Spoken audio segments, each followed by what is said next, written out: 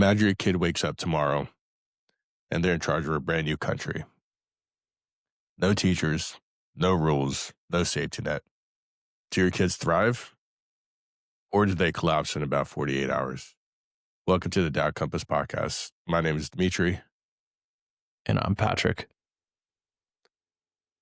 So the whole goal of today's episode is mainly to talk about if your kid's country, and in this case, it's going to be their brain and themselves. Do you think that you're raising your kids to, be good, or are you going to raise your kids to be capable? Like, do you just want your kids to follow the rules? What do you think, Patrick? I think it's a little bit of both for me. I think I'm trying to raise good human beings, but I'm also, I don't want to say I'm trying to raise entrepreneurs, but I think from my own experiences, I've definitely pushed that to my kids a little bit. Being entrepreneurs. Yeah, just, and I'm not necessarily just financially, but trying to pave your own way. So inherently, you're already raising your kids to be capable without even realizing it because you're a capable individual. Yeah, I'm also not great with authority. Yeah, Like, that makes sense. I don't, I'm not disrespectful by any means. Like, I put myself in this box. You're not jumping in front of ICE vehicles, right? I am not doing that. No. But at the same time, like I said, I guess from a certain standpoint, it is financially driven. Like, make your own money, don't make somebody else money. Yeah. But think outside the box a little bit. So, parenting for prosperity. That's kind of our first section, and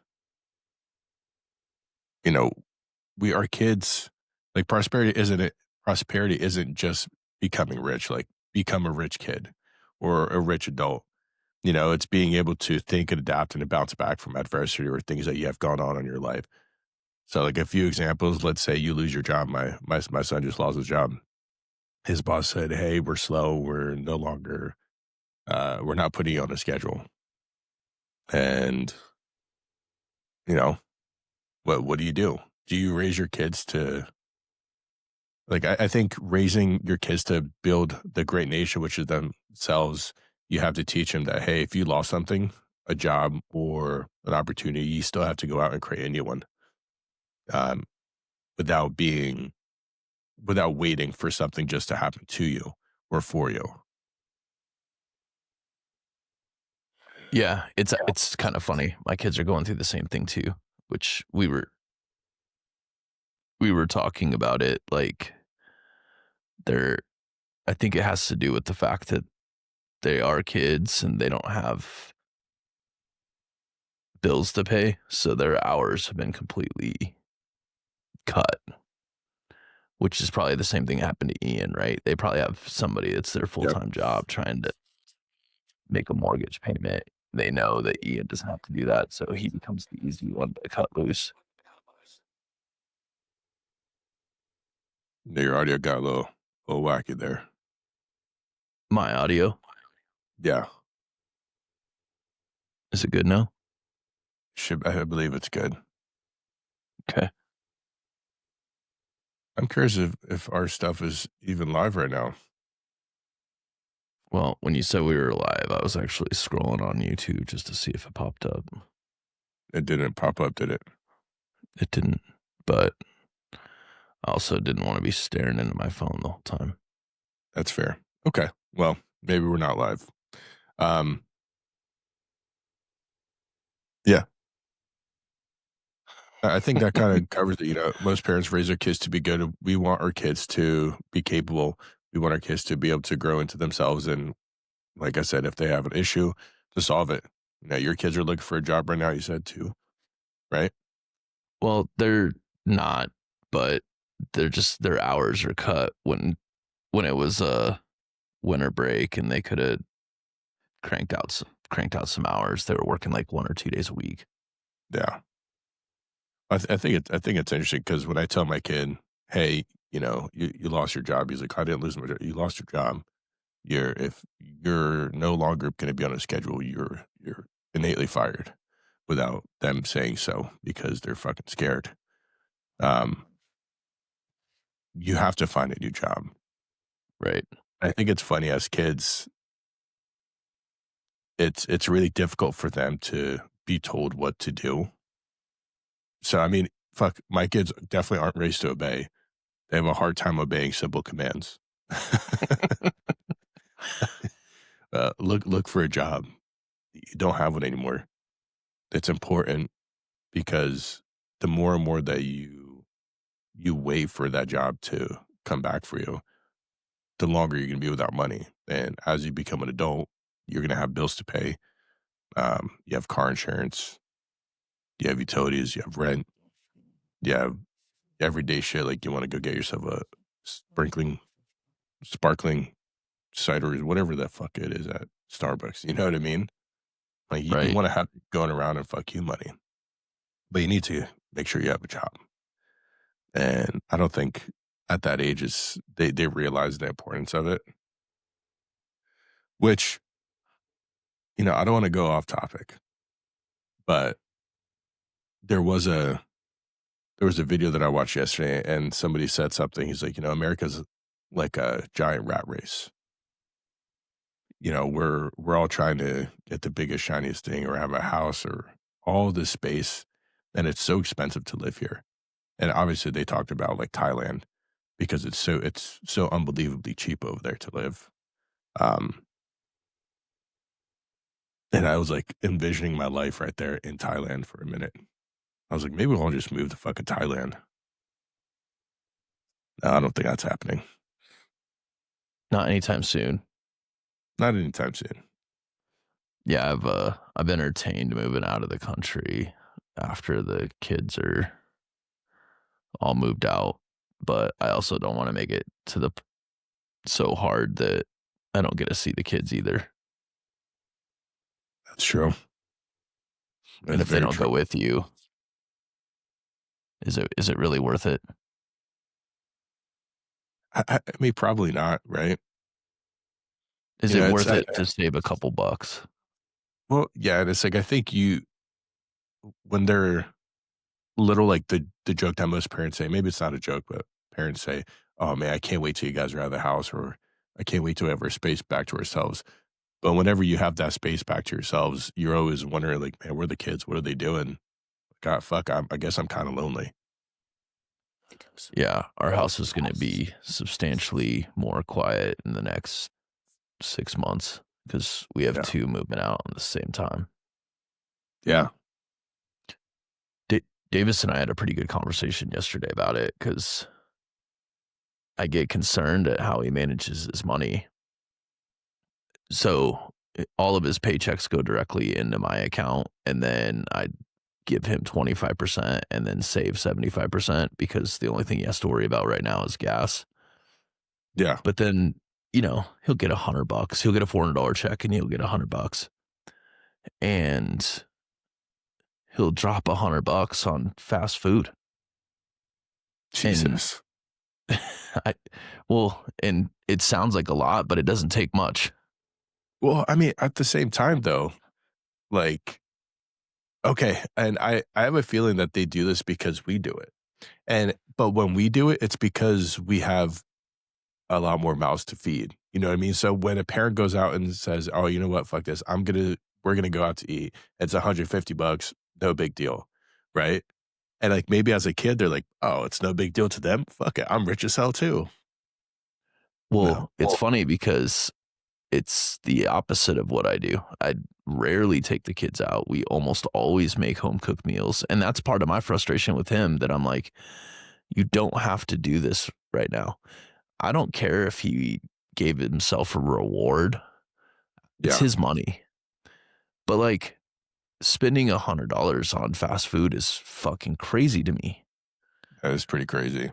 And it's not just fast food, right? Like it's 2 Starbucks trips, Dutch Brothers trips, and then McDonald's and Chipotle. And next thing you know, you're at $100. Yeah, easily. And then that's your money. And when you don't have a lot of money, that's yeah, I hear you. So we had a pretty in-depth conversation yesterday because he's planning on moving out, and then he graduates in May, and maybe Yeah, it won't be like right then. We talked about it. He's thinking more September-ish. Um, but my whole thing is that like, are you going to be able to make your rent? Do you understand how much rent is, especially here in Denver? yeah, it's fucking crazy. I mean, he's probably going to pay $1,800 for like a 1-bedroom apartment. Jesus Christ, dude. And it's like having a job that's gonna allow you to afford that. Well, and save. And that's the Yeah, other thing that I was telling him that I wish I would have. And no disrespect to my mom, but like, I don't feel like those lessons were ever shared with me of you should have some kind of savings account in case your car breaks down or you lose your job as an adult, because those bills, you can't be like, well, I know rent's 1,800, but I'm just going to write you a check for 1,600. I'll get you, yeah, I'll get you on the next one. Most yeah. landlords are not going to be okay with that. No, no. Yeah, that's not how it works.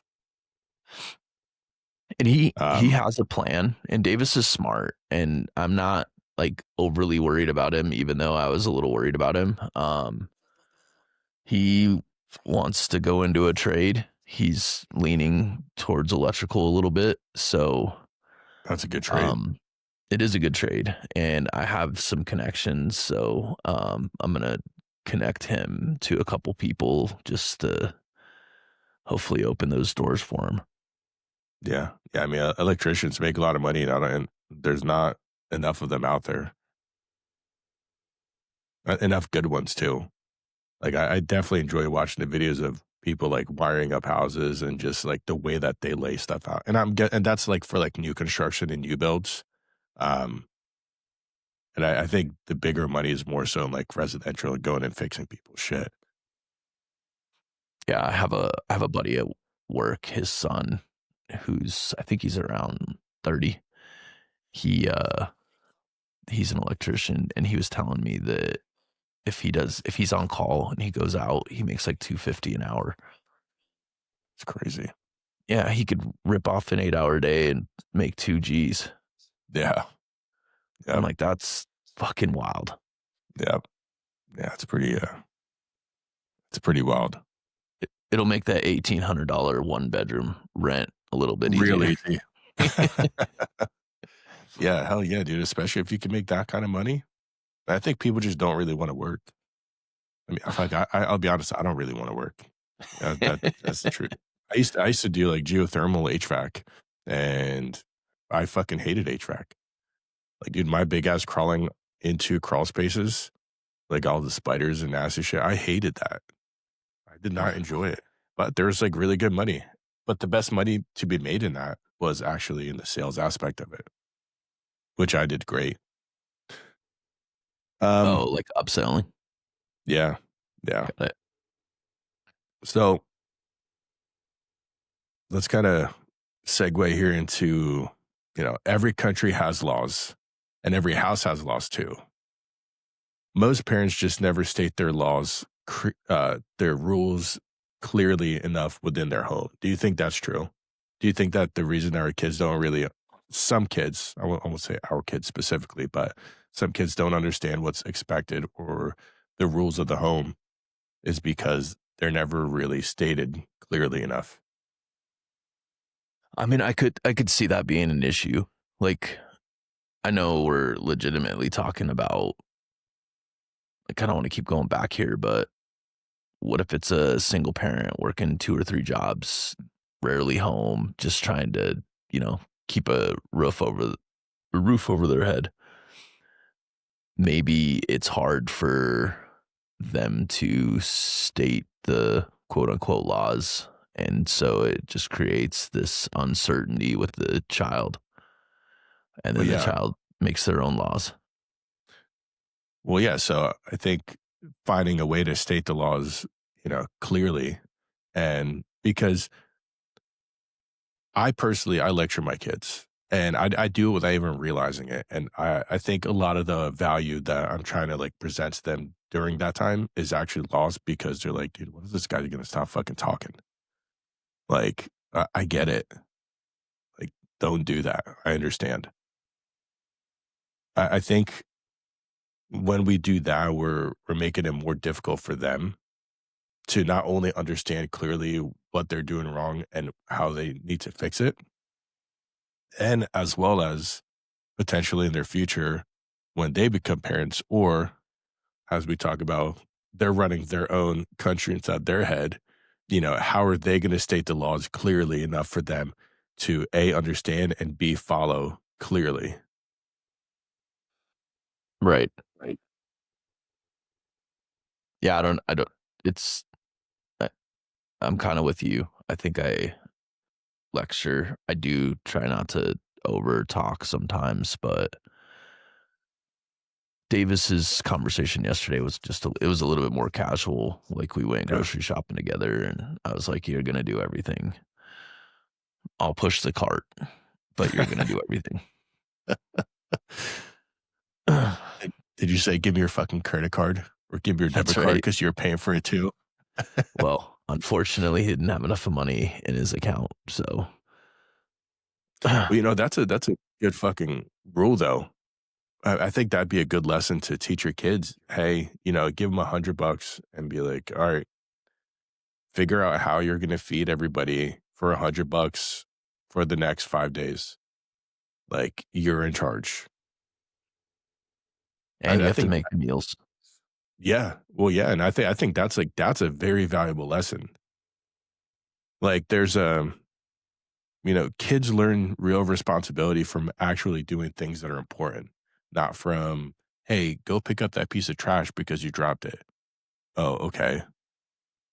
I think when you give them something important to do, they're more likely to do a bit of a better job or like to understand that there's a lesson to be learned there. I mean, it's the same thing with leading people or managing people too. Like, and I struggled this for a long time. People would need help with stuff and then I would just do it for them.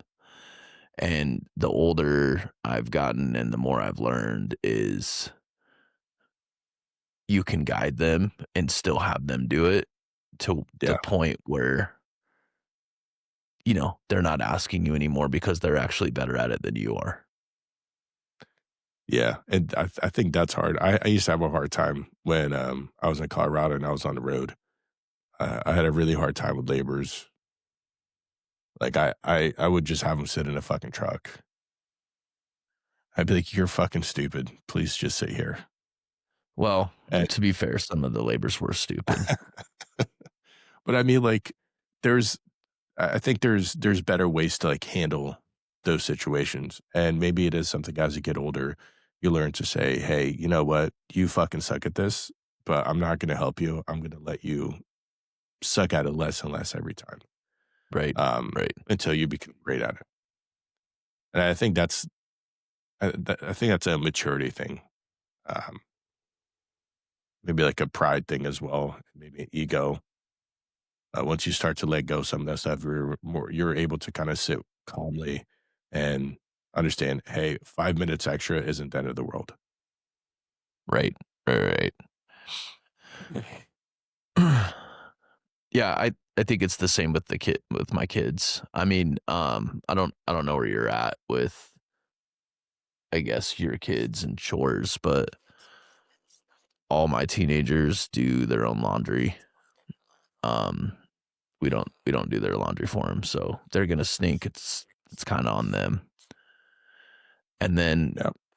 with like Logan, more so with Logan than with the other kids. Well, Jackson's kind of gotten into it too, but like Logan did a lot of the cooking for the house when I was single Yeah.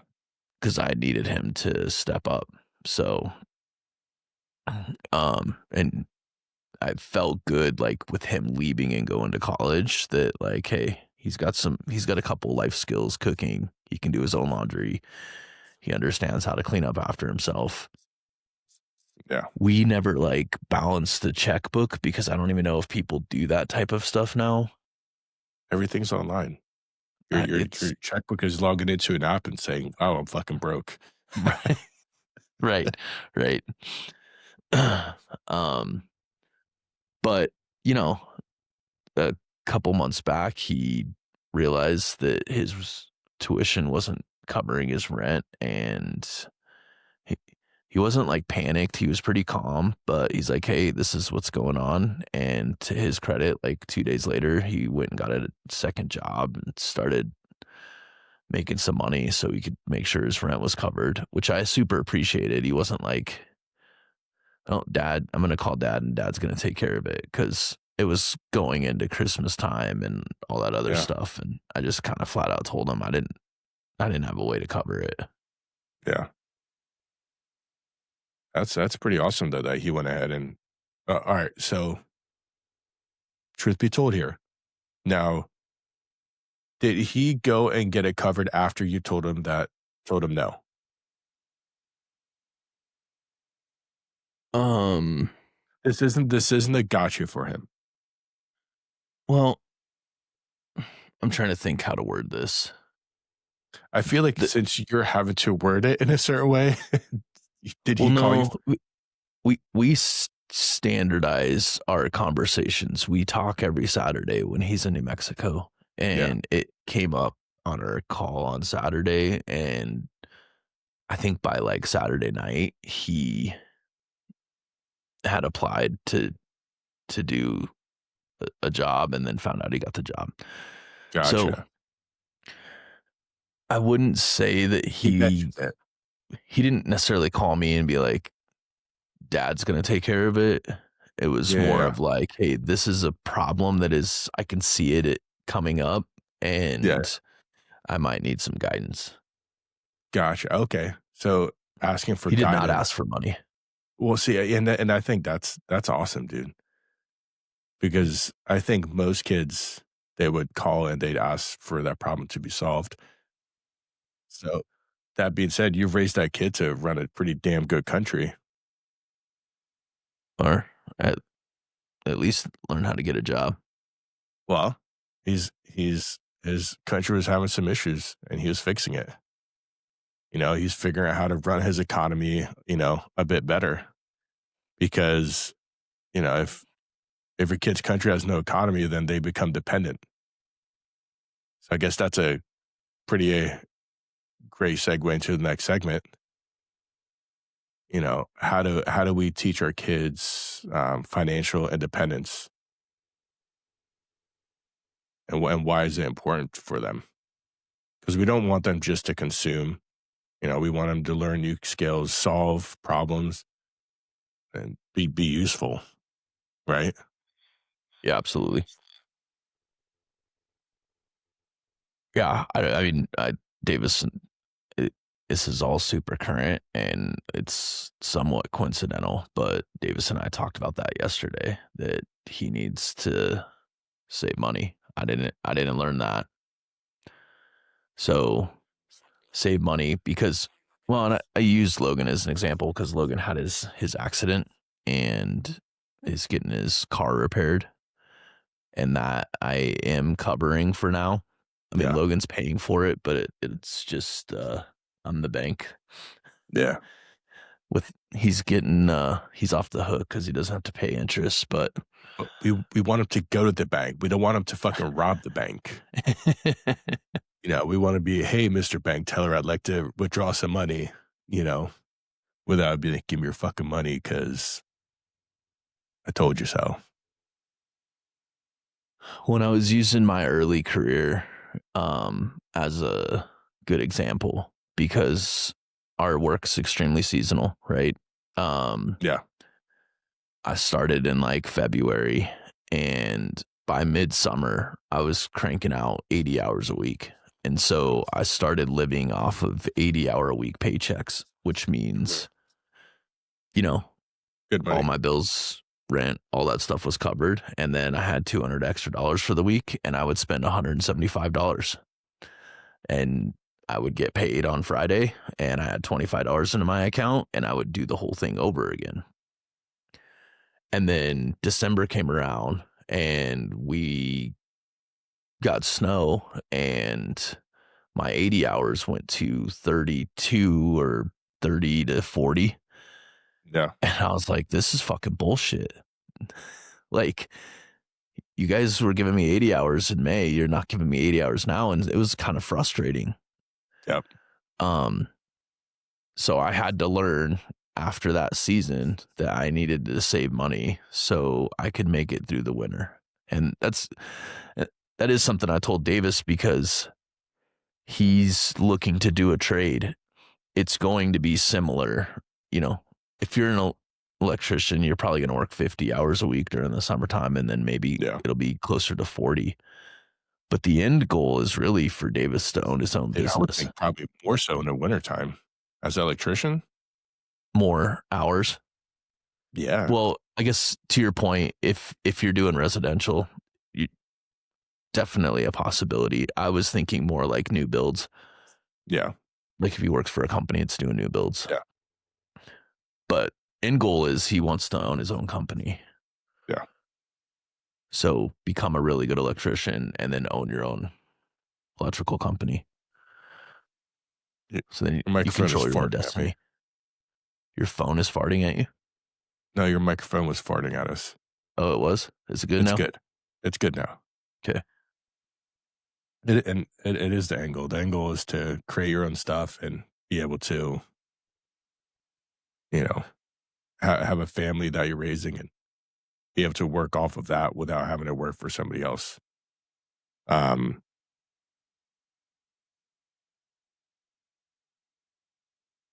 Yeah, I think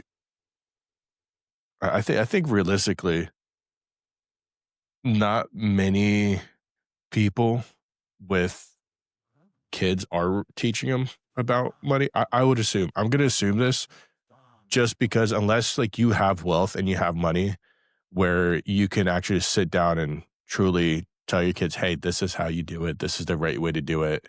We're kind of like spitballing because we've had to learn all this stuff on our own. And through our mistakes is how we learn what's valuable and what's not. Um, for somebody that might have been a seasoned fucking investor, they're like, nope, don't even worry about it. Just put all your money into here. It's going to go fuck. And then you're going to be like, oh, we're good now. Like I think it's gonna be different for everybody. So like a middle class family is gonna teach very different things about money because we're middle class. Upper class, I think their lessons are gonna be a little bit more tuned to them. And I think that those lessons are probably gonna be a lot more valuable than the ones that we teach. There's a reason they have money. Some of them. Yeah. But I think for us, our goal would be to get our kids into the upper class by teaching them the shit that we fucked up. Yeah. I mean, at least that's my goal. Well, yeah, And I don't want good. No, you're good. I don't want my kids to be ungrateful and overvalue money either. But I do want them to create their own wealth. And, if Davis owns an electrical company, I'm not expecting him to be the largest electrical company in the United States and, become a billionaire. But I want him to not have to worry about where his paycheck's coming from every Friday. Yeah. Well, when you help people or make something better, you become valuable. And value is what brings opportunities and money. So I think that's the best thing that we can teach is, hey, this is how you become valuable according to us. This is our viewpoint of value. And so here's what you should do. And, when they're running their own country and their heads and they're being themselves, it's okay. How do you find value? What are the things that you find value within your life or within the world that you can add to and you could be greater at? Because when you can do that, I think then everything else kind of will just come here. Sometimes it just takes being a sleazy piece of shit, and then you'll make all the fucking money in the world. That's like the other side of it. It's not always. How do you respond to everything failing? What's your defense? How do you handle the problems when things are falling apart? Do you resort to being kind of sleazy and doing bad things? Like, do you start robbing people at like fucking gunpoint or put a banana in your pocket? Do you just get weird? Or do you say, okay, I guess I should probably figure my stuff out, see where I went wrong, and fix it so I don't make the same mistake in the future? Well, and I think another option too, which is one that I struggle with sometimes, is you shell up and take the easy way out. Don't answer the tough phone calls, like the bill collector or whatever the case is. Um, and I've not necessarily taught my kids that stuff in depth, like because I had to file bankruptcy. It's probably been 12 or 13 years now. Oh, wow. But I just got myself in a really bad situation and I really didn't know how to get out of it. But for what it's worth, I was married at the time and we were trying to get out of it. But the hole was so deep that it just didn't really make sense to continue to Damn. dig. But you got yourself and you're in a great footing now. So like, that's resilience. You did something, and I don't think bankruptcy is an easy way out, dude. I think that's a really, really tough thing because it takes years and years to get yourself reestablished again. Well, it also goes back to like stuff that I just didn't know. Uh, we had bought a bunch of furniture, and it was more than just this, but we had bought a bunch of furniture and it was no interest for the first 18 months. And we had a plan to pay it off in 18 months. And we were making double payments for like the first 4 or 5 months. Well, Christmas came around and I had told my ex-wife at the time, I was like, don't make a payment for December because we've been making double payments, so we should be good. And it'll save us some money for Christmas. It didn't. Doesn't work that way. And I found out the hard way. And that interest started growing, and then other credit card debt and all sorts of other debt. And I also had my very first house I had let go because it had mold, and Logan was allergic to mold, and it was going to be like a $30,000 fix, and I just didn't have the money, so we kind of had to walk away from it. Man. And they usually can't come after you for houses. However, the loan I got, they were able to come after me for the 20% loan because I had an 80-20 loan. They can't come after you for houses? No. Like you don't have to pay. What do you do? What kind of sounds like a fucking loophole. It's not. It's because it's an asset and they can take the asset back. The bank can take the asset back and then resell it. Gotcha. Interesting.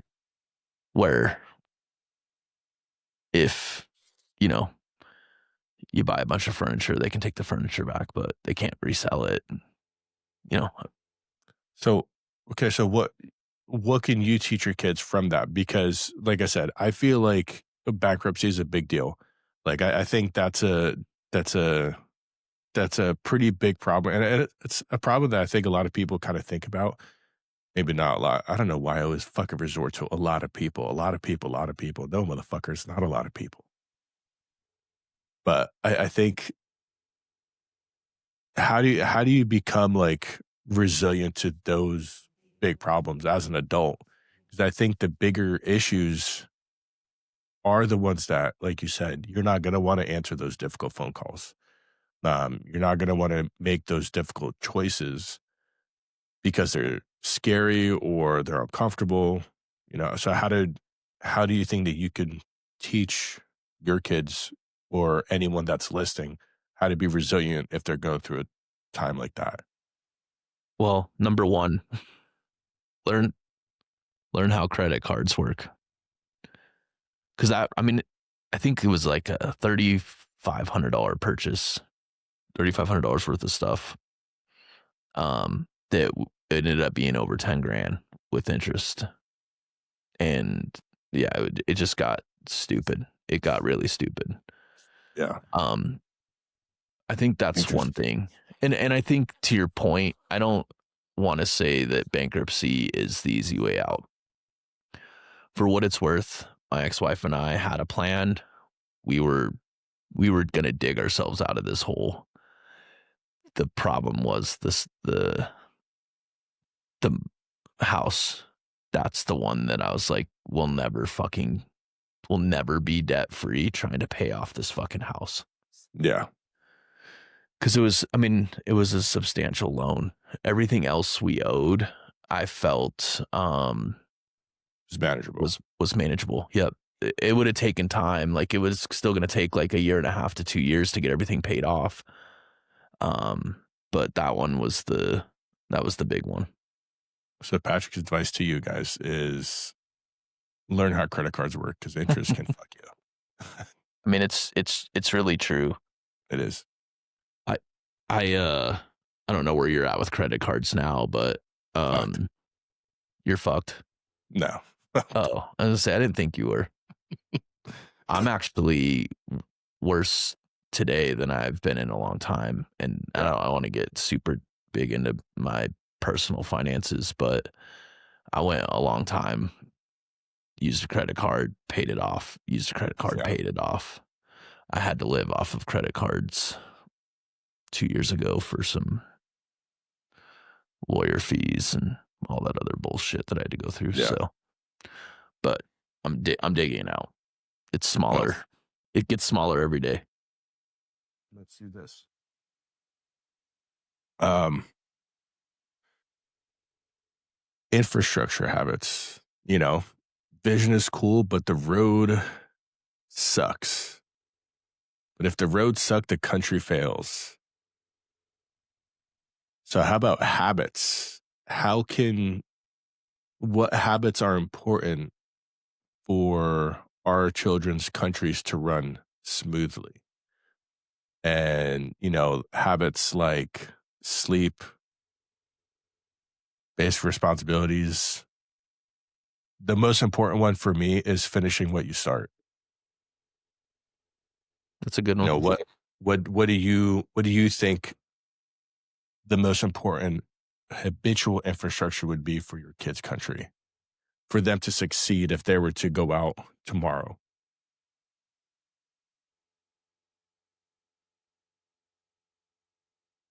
I mean, the sleep one, I don't do a good job of it, so I'm sure I haven't taught I can actually tell you my kids suck at it too. Sleeping? Yeah, just like having good sleep habits. I do my best during the week, but um the uh weekends and stuff like that. And sometimes it's getting up early. Yeah. Well, you usually wake up early. I always wake up early, but Well, like I I said, think that's I a don't good have good habit. sleep habits. I think You that's a think good that's a habit. good habit? I do. I think there's a lot of value in waking up early. I think if you wake up early and you have stuff to get done and you're able to accomplish the things that are valuable to you before you have work or things that you're doing for other people, I think if you start the day off doing your own doing stuff that's gonna benefit you in the long run, I think that's really huge. Yeah, I mean, I do like the peace in the morning, and I'm usually the most efficient. I think my brain's probably working the best in the morning. Yeah. See, I think mine works well, I don't think it matters when my brain works best. My brain is fucking fluctuates pretty strongly. Um, Well, you stay up late sometimes, and that's when you're really efficient, right?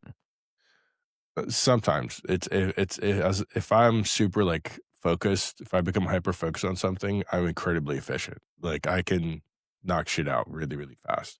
If I'm not, then I mean it might take me a year just to put a period at the end of a fucking sentence. It all just depends. Um,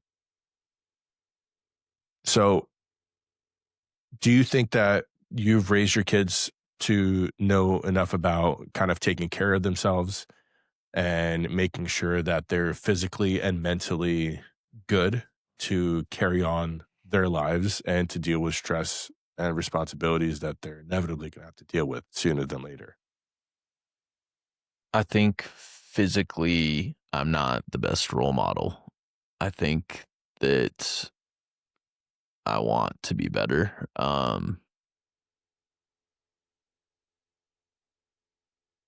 Mentally, I'm a pretty positive person, and I try to push that down to my kids and you know, to look at things from a positive perspective, trust people until they break that trust. I think those are things that I've passed down, and I've seen it in Logan and Davis, obviously being a little bit older, that they're similar. Lo- Logan will struggle a little bit sometimes from the positivity standpoint. Like if the snowball starts rolling and continues to get bigger, he, I think, struggles. Like a pessimist becomes pessimistic at that point. Yeah, like can you give me a fucking break at some point? Like Yeah, that's yeah. that type of thing. But What um, does he do from it? what is he? What? So what does he do? Because I think that's a super important, you know, factor about somebody. What do they do when they say, "Just give me a fucking break, man"? Like, what do they do? He's a nose to the grindstone kind of guy. So he fucking gets up and does it. Yeah, I think it just changes his demeanor a little bit. Like you can Mhm. tell when he's struggling. Like I could see it or I could hear it on the phone calls on Yeah.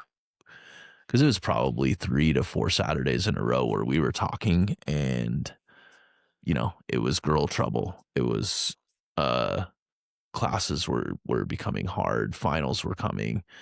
Then he got into the accident. And so it was just like, give me a fucking break.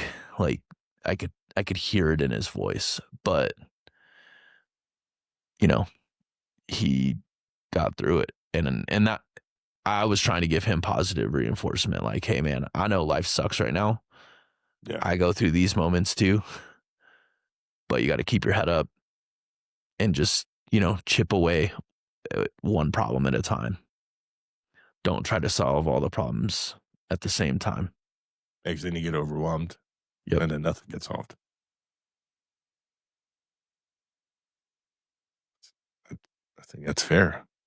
That's good though, because they you have to learn how to struggle. In order to build anything great, you have to learn how to struggle to get up to that fucking mountain. You're gonna go up and down. You're gonna get knocked down by rocks and boulders and shit sliding down.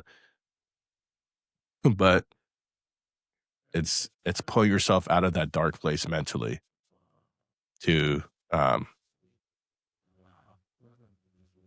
kind of just get after it when you feel like you can't. Right. Right.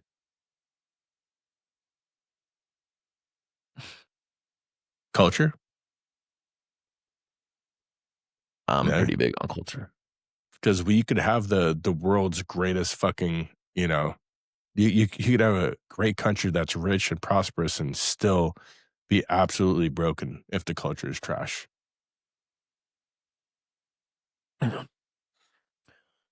I didn't realize how important culture was until I got a little bit older, probably in the last 10 years. Yeah. Yeah. I house culture, like our family culture, I think is always been pretty solid. Um, you know, I would make my kids confront their siblings if they have issues. Kind of got to hug it out and um, put yourself in somebody else's shoes. Yeah. But culture from a work standpoint or from sober living, I've learned that I think that's a huge reason why people will go to work is if the job has good culture. Well, and I think culture also comes down to like what's tolerated. What do you praise? What do you ignore? Um, but if you tolerate whining and disrespect, then that's going to be the culture. People are just going to be able to do this. If you tolerate quitting and excuses, that becomes a culture. If you praise effort, honesty, um, growth, and especially within your home, then that becomes a culture. But I think I'll say this: as much as I want to say, "Hey, I'm trying to develop the world's best culture in my fucking family in my house," that's just not true. There's it's easy to come out on the internet and be like, "Well, I'm figuring all this shit out and I'm doing great." No, man, it's really hard being a parent. And it's really, really hard trying to push your kids into a better headspace and have a better culture than you have. Because not only are you battling your own demons while trying to facilitate their growth, you're also trying to control your own shit because you're like, no, no, I don't want to tolerate disrespect. And here I am being a disrespectful asshole. I think culture is a really, really big one. It's really difficult to develop, especially when you personally have some discipline issues on your end. Well, and to your point, I've definitely noticed it more so with August. I think when I was younger, it was more of a do as I say, not as I do type of thing, Yeah. right? Like I can yell at you, but you can't yell at anybody else. And my daughter lets me have it. And she says that shit to me, dude. I tell you what, if there's somebody with accountability, and granted, she might not be very accountable for her own shit, but she is very quick to tell me, well, dad, if you're going to yell at me, I think it's stupid that I can't yell at you. And I'm like, well, you shouldn't be talking like this. She's like, well, but you do it. August is kind of the same way. Like he calls you to the carpet a little bit. And sometimes you're like, well, I'm the Fuck you, fucking kid. adult, right? But but from that perspective, if you're setting expectations, you should do your best to follow those same expectations. So if you're not Yeah. going to tolerate somebody yelling, you should also not be yelling. Yeah. Agreed. Agreed.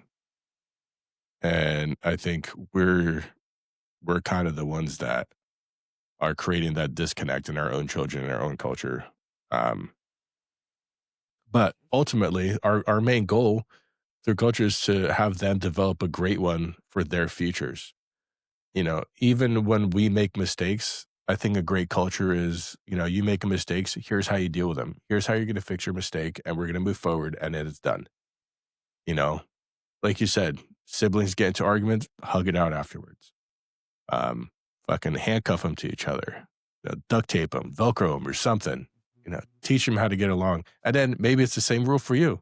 If you're being a shitty parent, maybe you got to Velcro yourself to your fucking kids. So I'll tell you what, that'll make you feel better. Right. Right.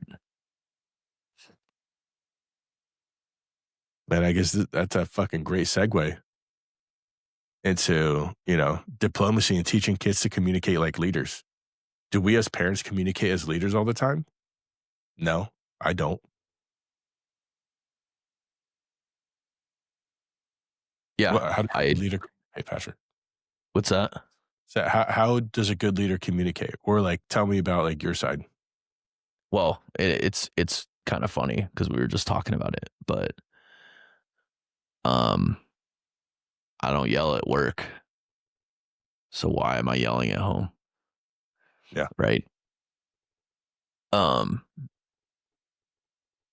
I think I mean I think there's quite a few things, right? Like lead by example. So if you don't want your team or your kids to yell, don't yell. Clean up after yourself, right? Like if you clean up after yourself, then it's a little bit easier to hold your kid accountable. If you don't clean up after yourself, but you tell them that they need to clean up after themselves, like I said, that's when you get called to the carpet. I think doing things with transparency, your kids don't need to know everything, but the more that you're honest with them, the easier it is for them to make good decisions. Do you think, I think they feel far more respected because we're always demanding respect as parents. And I think the more transparency that we give them, the more information we give them about what we're dealing with, the more likely they're going to be like, oh, that's why he does want me to do X, Y, Z, or I need to shut the fuck up for a minute. Yeah. I mean, I can tell you that I think my parenting style can be a little unorthodox. I've shared a lot of my my drug usage with my kids, but there was a reason that I did it, and knock on wood, but to this day, I got two young adults that don't drink and I'm pretty sure don't use drugs, and it's not like I have not been I'm trying to think how to word this. It's not like they're going to get in trouble if that stuff has happened. Yeah. So I feel like they can be pretty honest with me. But I think, to your point, I think that's the reason that they don't do that stuff is because you were transparent with them. I think transparency teaches that. No, I totally agree. I just don't want to come off like I'm oblivious, like my kids are probably out doing stuff all the time, because I don't think that that's the case. And we talk about it pretty frequently. Yeah. And, it's not like I'm going to get mad if I find out one of my kids smoked weed. Yeah. Well, I mean, I think that I think that makes them a better leader. Yeah, I think when you're able to communicate to them, especially about your past, not only do they learn about you, they might understand a little bit of why you are the way you are. And sometimes, I mean, I tell my kids I'm adopted and some of the shit I dealt with, and they're like, all right, that's cool, Dad. Like, I don't care. Cool story, Dad. Yeah. They don't say I don't care. They just go 6, 7, and they're just flying that shit. No, I mean, yeah, I think teaching our kids to communicate properly is something that is very important. And I think we need to be the forerunners for it and communicate properly ourselves in order for us to become better leaders for them so they can become more confident. Ultimately, we want their confidence to be through the roof. So when they have a problem, because there's a mutiny happening within their brain, they're like, no, you guys suck. We're going to get rid of all of you, and we're going to create new and better policies and structure and communication to our citizens, which are our brain cells. Hopefully, they don't just have a mass genocide inside their brain. They're like, you guys fucking suck. We're going to kill all of you. Uh, Not a way to run a country. Maybe if it's your own in your own brain, I think that's okay. Yeah, I agree. What do you think? What do you think the ideal leader is for your family? What do you mean? What do you? So, this episode we talked about our kids developing, or pretty much develop our kids to run their own country, which is themselves when they become adults and they're able to be out and about. Um, what do you think is the most valuable leader that we can be now to facilitate that growth for them? Like, what do you find the most values are? Important values. More than one. More than one leader? More than one leadership quality, or is that what you're looking for? Is leadership qualities? Yeah. Like, what's the ideal leader that we can be as parents? Do you think? Like, what qualities can we strongly give them or show them? I think honesty is a big one. I think resilience is another big one. Um, it's okay to fail, learn from your mistake, get back up, clean yourself off, and do it again. And do it differently this time. Yeah. If this didn't work, do it this way. Yep. Um, uh, I said honesty. I was going to say transparency, which they kind of go hand in hand. You can be honest without being transparent. Well, and I think that that's important. Like I said, I don't think your kids need to know everything about everything, but it's okay to say, "Hey, we're having some financial struggles," or but you don't need to go in depth about like Yeah. what it is, and you can that's completely up to you. But um, I think integrity is also another one. I think those are good ones. I think I'd agree. Um, I think discipline. Um,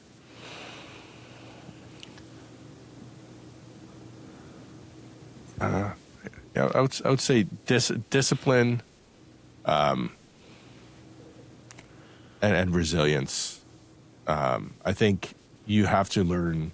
A good leader should teach you how to be resilient to the things that are going to go wrong, and I think they should also teach you how to have a good defense so these things don't go wrong. Um,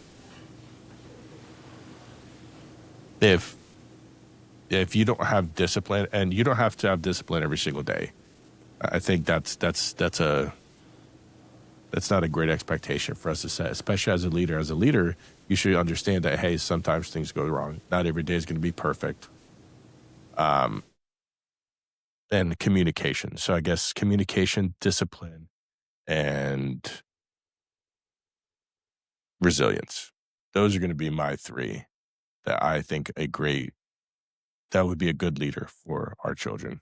So those are things that I'm personally going to try to, instill within myself to give to my kids. Got it.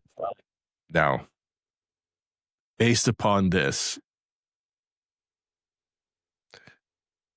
Do you think that at this point their country would survive?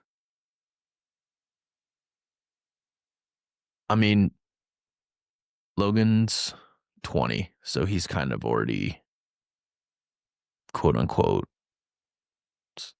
building his country on his own. So I would say yes.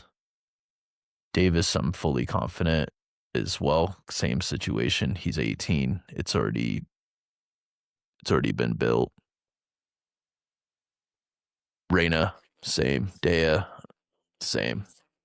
And Dea and I didn't get a chance to raise Dea, so that one's not necessarily fair for me to take credit for. I think with Reina, it's a little bit different because we have lived together for 2 years, and um, she's definitely ready. The younger three, I think that if Deanne and I unfortunately weren't around, I think the other countries that we built that are older, Yeah. would support their younger countries, which means we did the right thing, um, and that everybody would be all right. So the answer is yes. I don't Okay. see a collapse. That's fair. I think that's a great answer. I think the surrounding countries would be there to help them. Um, I think ultimately as a family, you're gonna have those surrounding countries. We're one giant nation, you know, where we're a continent full of countries and we all work together to create growth. Now, we still can't be starting wars with each other.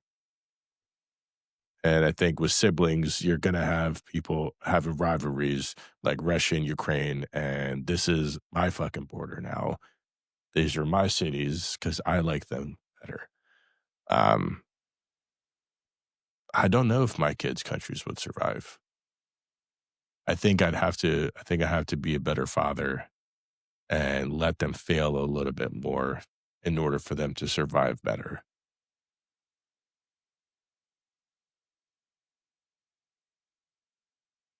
Hmm. Life. I don't think I agree with you, but Well, I mean, I guess I'm looking at it this way. I disappear. Boom, I'm gone tomorrow. Now my kids are left there on their devices. Each kid is out on their own. What are they going to do? The younger ones, they're probably going to get eaten by. That's just the truth, man. Like, or maybe why do not. they have to be left on their own though? Why can't they do things together? Because I think you're not always going to have somebody to do it together with.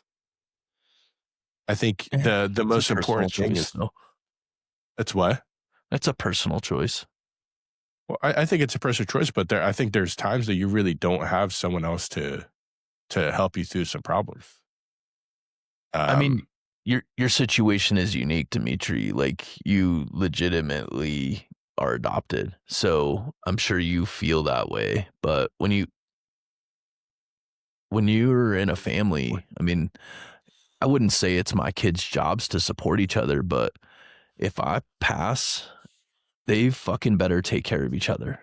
yeah. And I feel like I've instilled that into them. And I imagine it would be the same for you. You are not talking. Oh, I was asking my son to turn it down a little bit. Oh, okay. Okay. Um, no, yeah, of course, I want my kids to work together as a team and help fix problems together. Um, I I think I think I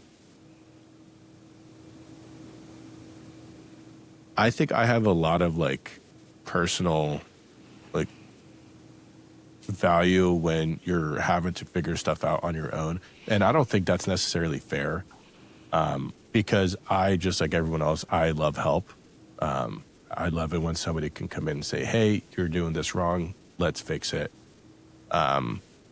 but I think I mainly want to be able to figure out my own problems, and I think that's what I want them to do. And to your point, it is probably because, you know, being adopted and having that happen when I was a child, that I look at everything as a kind of solitary thing, that if as long as you can do it by yourself, you can do it with other people. Right. Well, and that's what I was trying to say is like you had a period in your life where you were legitimately on your own. But I But never had a period in my life. but um I hate you right now. But I'm hoping that you've seen, you know, being adopted, seeing that, you know, there's good people out there, people that, you know, it doesn't have to even be family members, Yeah, but people that I will got you. are Yeah, willing to support and help you. But I do agree with you. Like you do need to fall down sometimes, but it's okay to pick up your sibling that fell down yeah, and say, yeah, "Hey, clean yourself off. yeah. What do you need?" It's funny. My wife always asks, her biggest gripe with me when our kids were like smaller is when something would happen. She's like, you know, the first thing, you don't ever go up to them and say, "Oh my God, are you okay?" You're like, you're always like, "All right, let's go. You're good. Get up." And I was like, you know, but if I don't see any blood or bones sticking out, like, yeah, they're okay. I mean, like emotionally, maybe not, but I I think I kind of disregarded that aspect of it. I'm like, oh, you're upset? Okay, get up. That's cute. Well, well, sometimes it's definitely more noticeable with younger kids, but if a kid were to fall, the minute that you say "Are you okay?" is usually when the tears come. If you Yep. don't say it, you may not actually get that. Yeah. Even if they didn't fall. All right. Well, do we go for question? Do we skip unscripted this week? Do you have anything unscripted for I fatherhood? mean, mine's pretty brief, but Logan's here. Logan came over yesterday. We hung out, played some games. He wanted orange chicken and rice for dinner, so that's what we did. We made some s'mores. And he's leaving today. He'll be in Colorado for another week, but if I see him, it'll be around work. Yeah. Um, so it was good to hang out with him, and yeah, it's good when he's around. Very nice. That's Very it. nice. Cool. I don't have much of an unscripted. All right.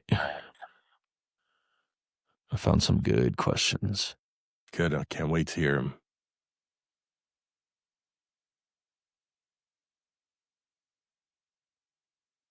All right. If you had to start a cult, what would be your central belief? Ooh.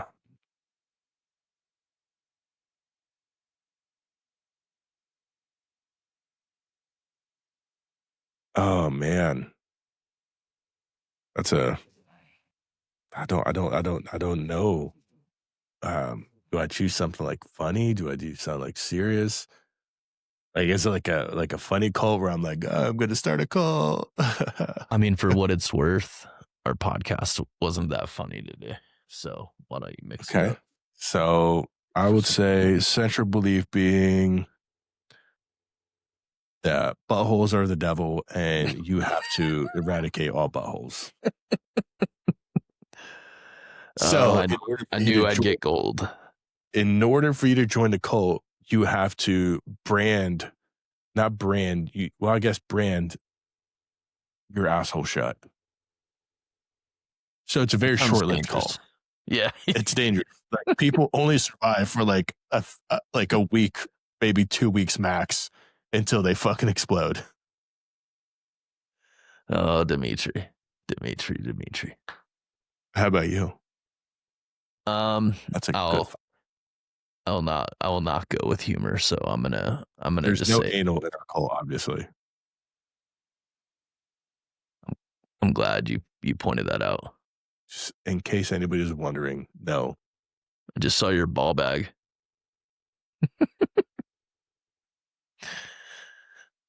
Logan's taking a shower real quick. They're leaving. They Oh, have God. plans today. So, for me, it would be like being a good person. Be a good person. Yeah. I mean, I know it sounds So super cool. simple and very generic, but So what happens if they're not a good person? What do then you they're do? fucking killed. Oh my God, how bad? Like how are they killed? Heads chopped off. Damn. Is it And like then in we a eat town their center? bodies. Are Yep. you kidding me? Dude, that's fucked up. That's a good one. Be a Damn. good person. It's not that hard. I guess like if you don't, seal your butthole, like we're just gonna shove stuff in it until it explodes. We're gonna shove cut open habanero peppers in it Jesus. and like fucking like really like shove them in there Have you seen until you Man fucking on die. Fire No. with Denzel Washington? Mm. It's a really good movie, but I hadn't seen it in a long time, and I watched it the other day, and he shoves a bomb up some dude's ass. Oh my God. Oh, dude, actually, I know what I'm gonna do. If you don't see your butthole shut, it's gonna be Human Centipede 3. Nice. And you are gonna be the steeds that we ride.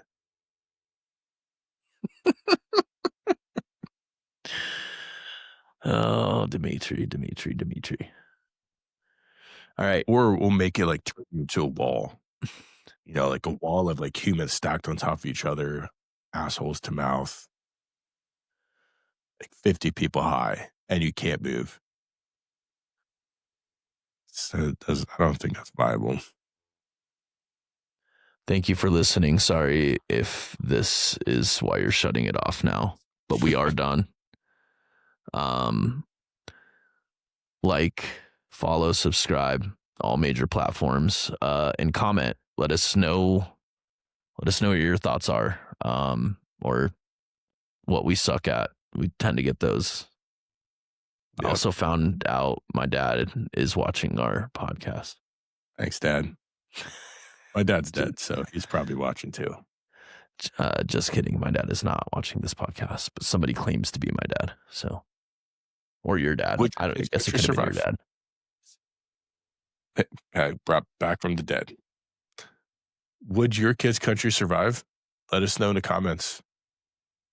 And we'll see you guys either next week or in 2 weeks. Probably in 2 weeks. Figure it out. In 2 weeks. Happy birthday, Dimitri. Thank you, sir. I appreciate it. Compass on, guys.